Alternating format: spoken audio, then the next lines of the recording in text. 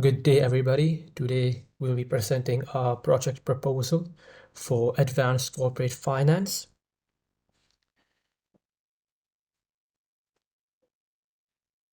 Introducing our team, me, myself, Faiz Ali. I will be the researcher, ensuring that all our data is accurate, reliable, and thoroughly analyzed. So Manjarekar, an analyst, is the numbers expert, will be breaking down complex data into meaningful insights. Arman Alam, our writer, brings clarity to our ideas and ensures our communication is polished and impactful. Yash Mulani, our computer geek, is a tech wizard who keeps our systems running smoothly and supports the team with creative solutions. The company or the firm which we have chosen to go for is Design Plus Trading LLC. This is a textile manufacturing and a wholesale firm based in Dubai, but their factory is in Ajman. So we'll be focusing on that and the capital budgeting issues with regards to that factory. Capital budgeting issues in an embroidery machinery factory typically revolve around decisions on capital investments and the allocation of financial resources. For long-term profitability, here are common challenges such a factory may face. First up, high initial investment costs. Purchasing or upgrading embroidery machinery requires significant capital.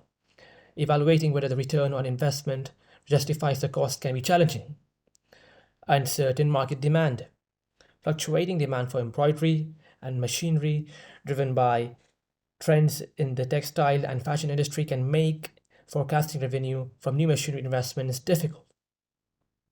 Technology obsolescence. Rapid technological advancements can render existing machinery outdated, making it challenging to decide when and how much to invest in newer, more advanced equipment. Maintenance versus replacement decisions. Factories often struggle to decide between investing in maintaining older machines or replacing them with modern ones, especially when budgets are tight. Competition. To stay competitive, factories may need to invest in state-of-the-art technology, but financial constraints or poor forecasting may delay such decisions. Access to financing. Obtaining loans or other financial assistance to fund capital investments can be an issue, especially for smaller or medium-sized factories. Evaluation of alternatives.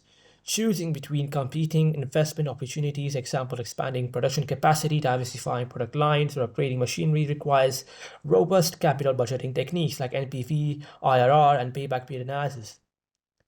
Uncertainty in input costs. Rising costs of raw materials or energy may impact the profitability of investments, complicating decision making. Regulatory compliance. Investments in machinery must often comply with environmental or safety regulations, which can increase costs or limit choices. Economic factors. Exchange rate volatility, inflation, and interest rates can affect the affordability of imported machinery or financing terms. Now, how will we go about this?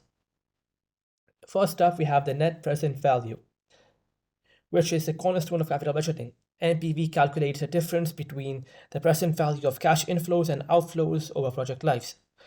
For example, if a project costs $1 million today and generates cash flows of $300,000 annually for 5 years at a 10% discount rate, which will be the WACC rate, which we will find, NPV helps us determine if the returns justify the investment. A positive NPV that is more than zero means the project adds value, while a negative NPV indicates a loss. So when it's more than zero, we go ahead with the project. Next is the payback rule, which measures the time it takes for an investment to recover its initial cost. For instance, if a project costs $500,000 and generates $100,000 annually, the payback period is 5 years. While it's simple and focused on liquidity, it ignores cash flows beyond the payback period and doesn't consider the time value of money.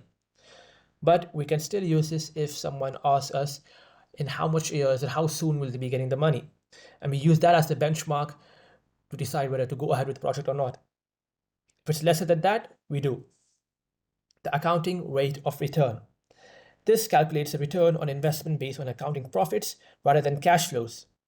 For example, if a project generates 50,000 in average annual profit on a 250,000 investment, the ARR is 20%. While straightforward, ARR doesn't account for the time value of money. Next up is the internal rate of return, or IRR. This is a discount rate that makes a project's NPV equal to zero. For example, if $1 million project generates 250,000 annually for 5 years, the IRR might be 12%. If this exceeds the company's required rate of return, the project is acceptable. IRR is widely used, but it can be misleading for projects with non-standard cash flows. Effective capital budgeting combines multiple techniques. Relying solely on one method like NPV or IRR can lead to incomplete decisions. Instead, combining NPV, IRR, payback period, and ARR ensures a holistic evaluation of projects. Let's talk about sensitivity analysis, which examines how changes in individual variables like cost or revenues impact project outcomes. For example, if operating costs increase by 10%, what happens to NPV? This analysis highlights which variables are most critical and where risks lie, so it's useful for forecasting risks.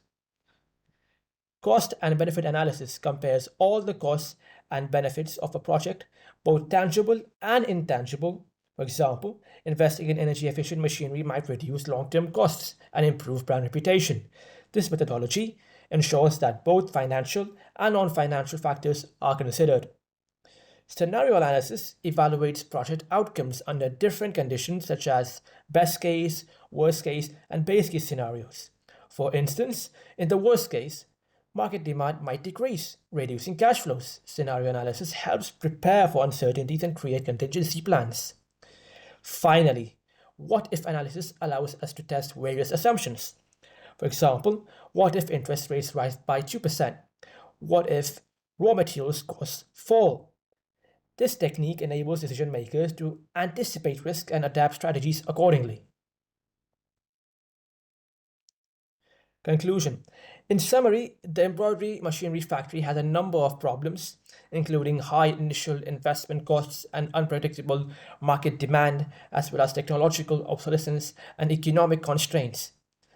The factory's ability to make profitable and competitive long term capital budgeting choices could potentially be compromised by these issues. To address these issues, we plan to evaluate investment opportunities, account for uncertainty, find the main factors, plan for risks, optimize investments.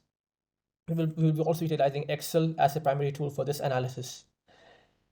By using these methodologies and technologies, the manufacturer can make more informed capital budgeting choices and assure sustainable development in a changing market. Thank you very much.